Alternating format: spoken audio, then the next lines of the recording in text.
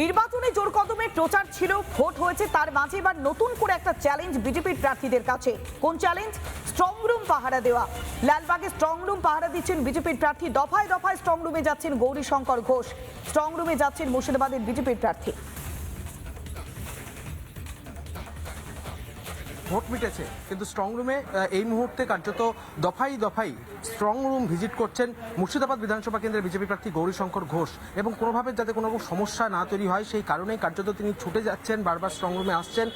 নেতাজি সুভাষ যে কলেজ রয়েছে সেখানেই কার্যত এই মুহূর্তে যে সিসিটিভি ক্যামেরা রয়েছে ভেতরে, সেই সিসিটিভি ফুটেজ কার্যত খতিয়ে দেখছেন। টিএমসির পক্ষ থেকে যে সমস্যা, বিভিন্ন সময়ে ভোট হওয়ার পর স্ট্রং রুম থেকে ইভিএম অদল বদলের ঘটনা ঘটে থাকে, এবং সেই জায়গা থেকে দাঁড়িয়ে একদিকে যেরকম ভেতরে আমরা দেখতে পাচ্ছি সিআরপিএফ মোতায়েন রয়েছে, পাশে কিন্তু এই মুহূর্তে আমরা গৌরীশঙ্কর ঘোষ তিনিও কিন্তু এখানে এসেছেন এবং একেবারে পুলিশ আধিকারিকদের সঙ্গে কথা বলছেন।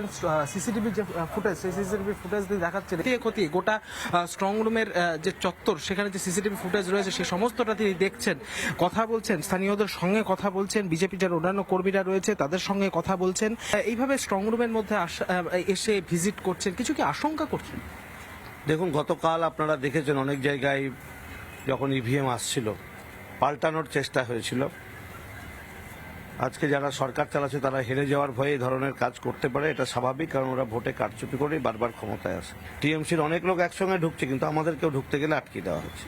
এই যে একটা ওরা চক্রান্ত করছে, সেই চক্রান্ত আজকে এখানে হেরে যাওয়ার ভয়ে তারা করছে।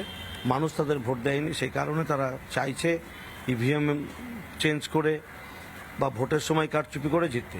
আমিও মাঝে মধ্যে আসছি, দেখে যাচ্ছি যে সেই আমাদের যে সিসি ক্যামেরা লাগিয়ে রেখেছে, কাল যেভাবে আমরা সিল করে গেছি সেটা ঠিকঠাক আছে কিনা। অর্থাৎ গৌরীশঙ্কর ঘোষ তিনি যেটা বলছেন যে কোনো একটা আশঙ্কা থেকেই যাই তৃণমূলের পক্ষ থেকে এখান থেকে লুট করে নেওয়ার, কারণ গতকালকেও বিজেপি কর্মীদের একাংশ তারা কিন্তু মারধর করা হয়েছে তাদেরকে, এবং এইভাবে কার্যত স্ট্রং রুমে এক প্রকার পাহারাই এই মুহূর্তে দেখা যাচ্ছে বিজেপি প্রার্থী গৌরীশঙ্কর ঘোষকে। বিরোধী শম্ভুনাথ পালের সঙ্গে ইন্দ্রাশিস বাগচি, রিপাবলিক বাংলা, মুর্শিদাবাদ।